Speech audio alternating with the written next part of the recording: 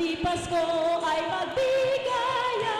Pasko na naman, Pasko na naman, o kay tuli ng araw. Pasigla pa rin. Nagdaan, di na kung kailan lang. Ngayon ay Pasko, dapat pasalamatan.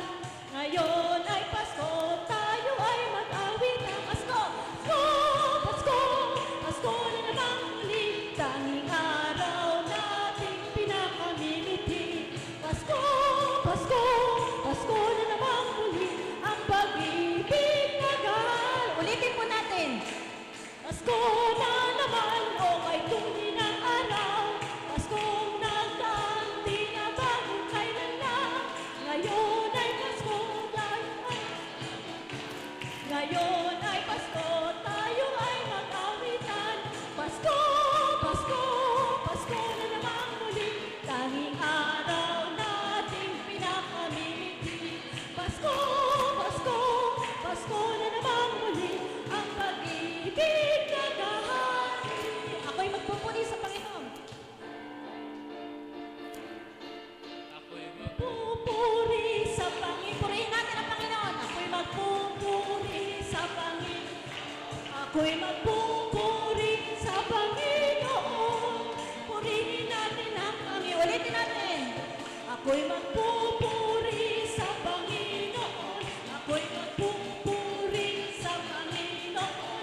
Ako'y magpupuri sa Panginoon. Purihin natin ang Panginoon. Purihin si Yahweh pagkat siya ay mabuti, kanyang iniligtas ang mga api. Mapupuring lahat ang iyong nilalang sa pag-ibig na walang magpupuri sa Panginoon. Ako'y magpupuri sa Panginoon. Ako'y magpupuri.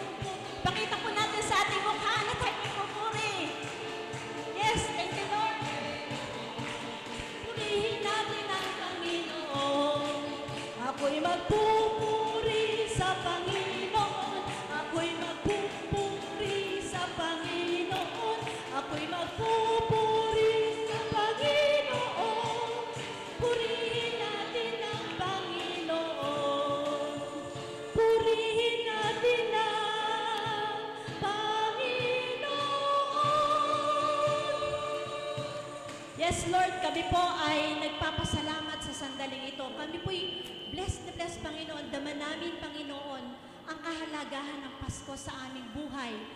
Panginoon, maraming salamat sa pagkakataong ito dahil kami muling nagkasama-sama para po, Panginoon, alalahanin.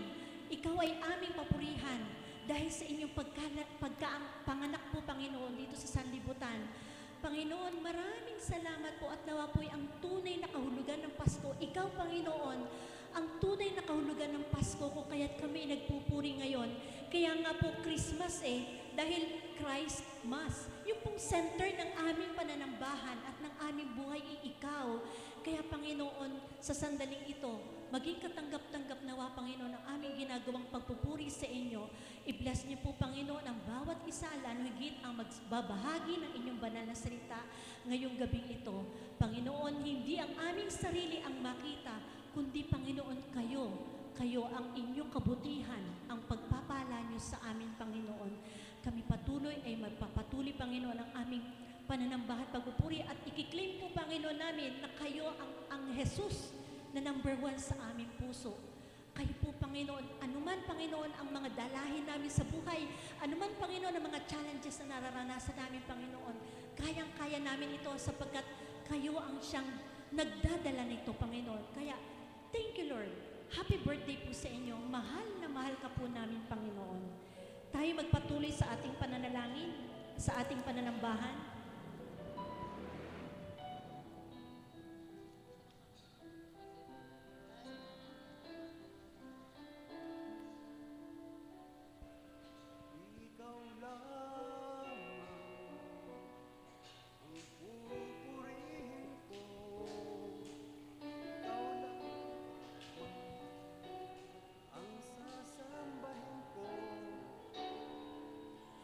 Panginoong Jesus, Ikaw ang buhay ko. Pag-ibig mo'y tunay at sa aking buhay. Ikaw ang number one sa aking puso.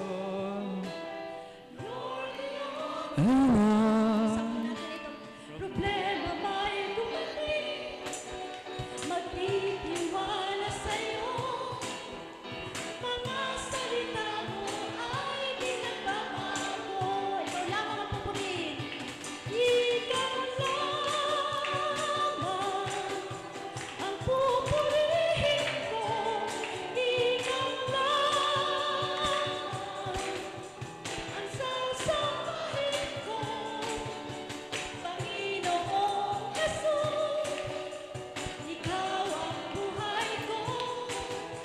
Pag-ibig mo'y tunay at totoo. Awitin mo natin. Sa aking buhay, Ikaw ang number one sa aking puso.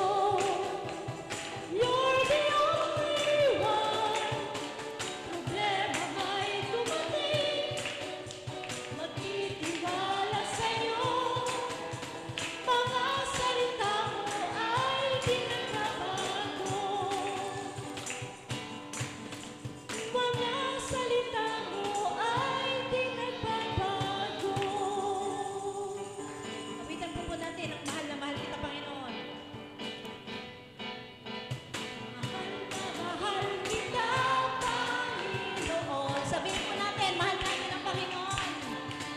Mahal na mahal kita, Panginoon. Kailan may di kita ipagpapalit, pagkat sa piling mo'y langit. Mahal na mahal kita, Panginoon. Yes, mahal natin ang Panginoon. Habang buhay, mapupurihan ka. Habang buhay, maglilingkod sa'yo. Habang buhay, pag-ibig ko sa'yo'y iaalay. Iaalay natin ang pag-ibig sa Panginoon. Mahal na mahal kita, Panginoon. Mahal niyo nga ba ang Panginoon? Yes. Mahal na mahal kita, Panginoon.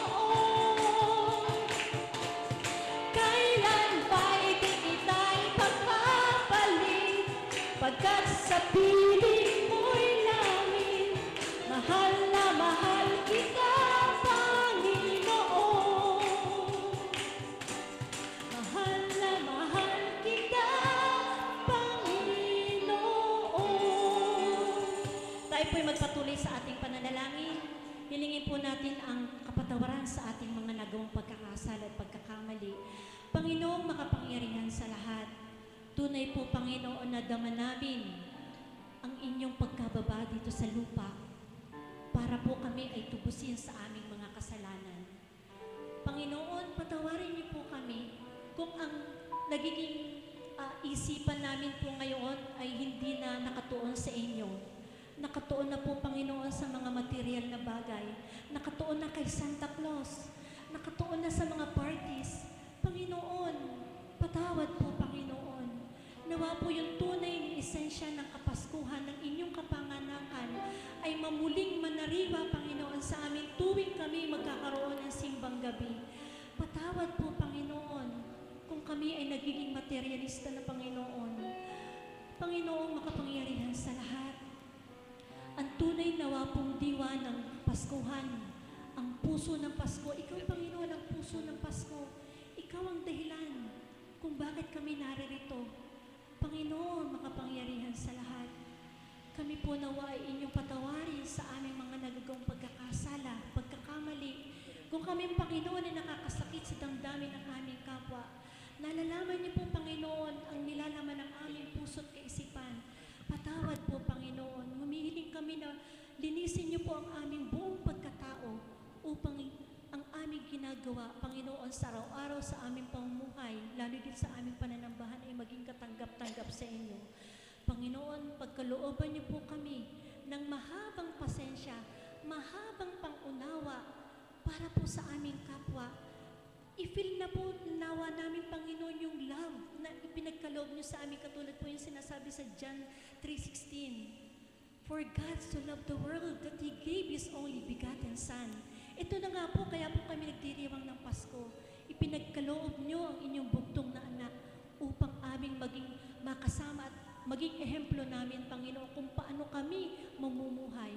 Panginoon, nawa po ang aming patuloy na pang-araw-araw naming gawain, lalagit sa kasama ng aming mga pamilya, Panginoon, ay laging kayo ang maging center ng aming buhay. Kaya, Panginoon, muli kami humihiling at humihingi ng inyong kapatawaran sa aming mga nagawang pagkakasala.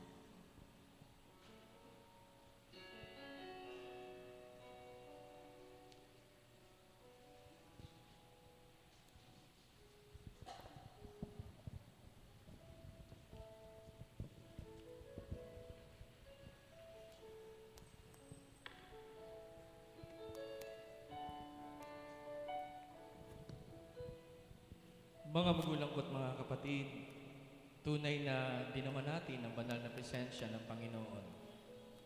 Andyan ang ating mga panalangin, andyan ang ating mga awitin.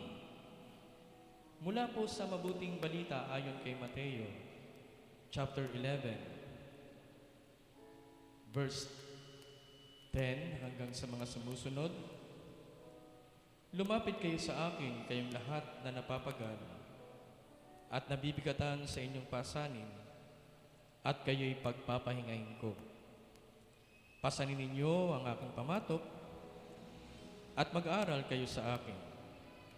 Ako'y maamo at mababang loob, at makasusumpong kayo ng kapahingahan para sa inyong kaluluwa. Ito ang mabuting balita ng ating Panginoong Jesucristo, nag-alay ng buhay para sa atin. Kaya naman, dapat din naman tayong mag-alay ng mga paglilingkod para sa Kanya. Ibinigay sa atin ang dakilang Panginoon, ang bugtong na anak, ang Kristo. Kaya lahat tayo'y naririto.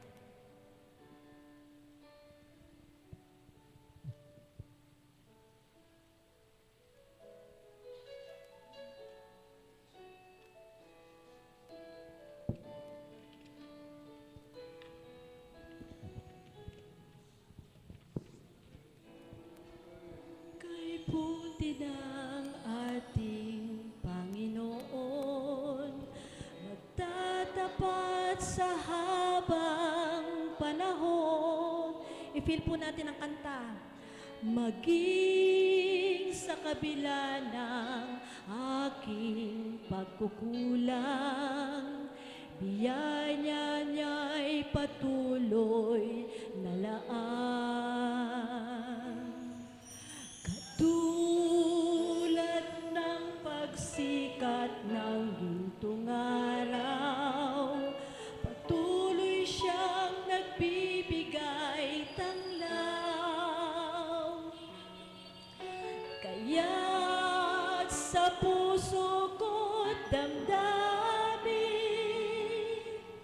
katapatan niya'y aking pupurihin. Dakila ka, O Diyos! Dakila ka, O Diyos, tapat ka ngang tunay, magmula pa sa ugat ng aking lahi. Mundo'y magunaw man, maasahan kang lagi, maging hanggang wakas nitong buhay. Dakila ka, O Diyos, tapat ka ngang tunay, magmula pa sa ugat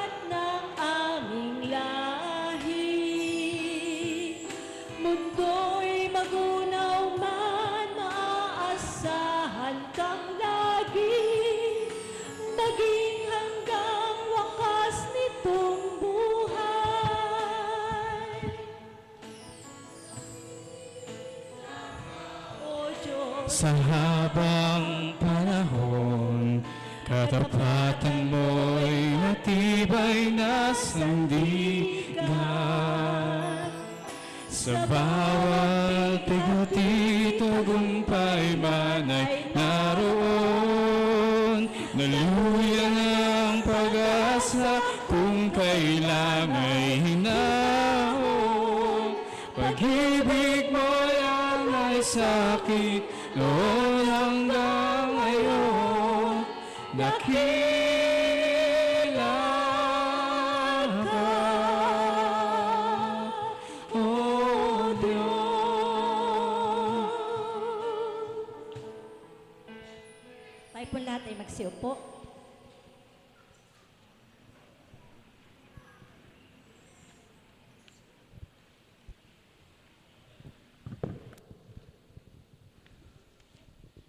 Magandang gabi po sa ating lahat.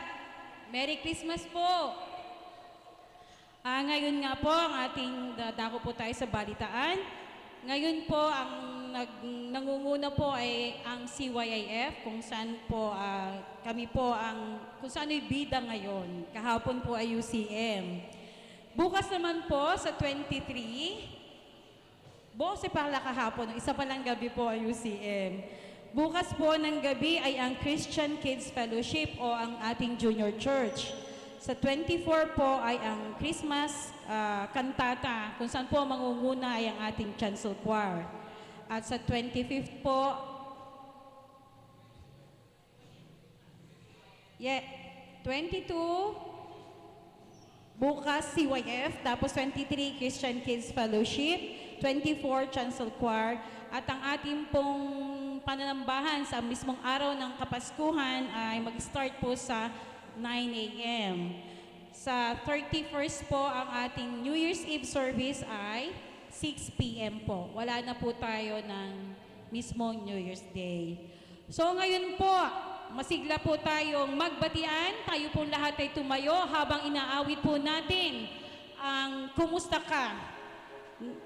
Kumusta ka na? Isa pong awit na napakaganda. Damihin po natin ang pagbabatian sa bawat isa. Kumusta ka na? Kumusta ka na? Ako'y nagagalak na ika'y aking makita. Kumusta ka na? Kumusta ka na? Ako'y nagagalak na ikaw ay makasama tuwi na. Okay, gandang pagpasdan sa magkakapatid na nagkakaisa at laging sama-sama tuwi na. Okay, gandang pagpasdan sa magkakapatid na nagkakaisa at nagpupuri sa presensya niya. Awitin po natin. Kumusta ka na? Kamusta ka na? Ako'y nagagalak na ikaw aking makita. Kamusta ka na? Kamusta ka na? Ako'y nasasabi na ikaw ang makasama tuwi na. Okay, gandang pagmasdan sa magkakapatid na nagkakaisa at laging sama-sama. tuwi na. Okay, gandang pagmasdan Awitin po natin. sa magkakapatid na nagkakaisa at nagpupuri sa presensya niya. And, kamusta ka na? Kamusta ka na? Ako nagagalak na ikaw aking makita. Nagagalak na bang bakit ang bawat isa? Kamusta ka na? Kumusta ka na? Ako'y nasasabi Na ikaw ay makasama. Ina, okay, gandang pagmasdan sa magkakapatid na nagkakaisa at laging sama-sama. Pinagagandang Pagmasdan sa magkakapatid na nagkakaisa nagpupuri sa presensya niya. Okay, gandang pagmasdan sa magkakapatid na nagkakaisa at laging sama-sama. tuwina o kagandang pagmasdan sa magkakapatid na nagkakaisa nagpupuri sa presensya niya. Akin po lang ipaalam ng ating pong kapatid na si Molly po uli ay kahapon ay dumating. Nag-gate na nga para ba? At saka po, baka po mayroon pong muling nga ngayon lang nakarating o nanambahan ngayong gabi ito. Saan? Andito pala daw po yung kapatid ni Ate Telma Claveria. Mangyari pong tumayo. Sino po? Si Maribel. Sino po? Maris. Ako po ay si Mrs. Maribel Sarmiento. Oo po. Ako po ay nakatira na diyan sa Kumintang Ilaya. Thank you po. Hello, Lori.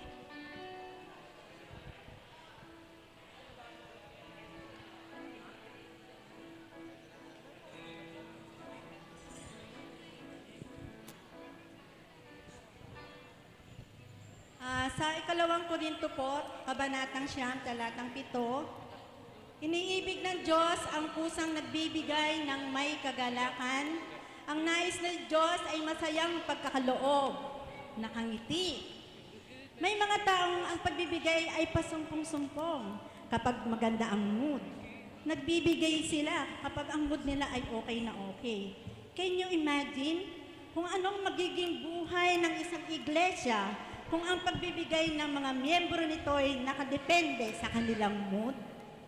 Ano kaya't ang pagbibigay sa atin ng Diyos ay babase rin niya sa kanyang mood? God's giving to us is constant. Kaya nga binigay niya ang kanyang nag-iisang anak, ang kanyang bugtong na anak na si Jesus. Our giving to Him should be constant too.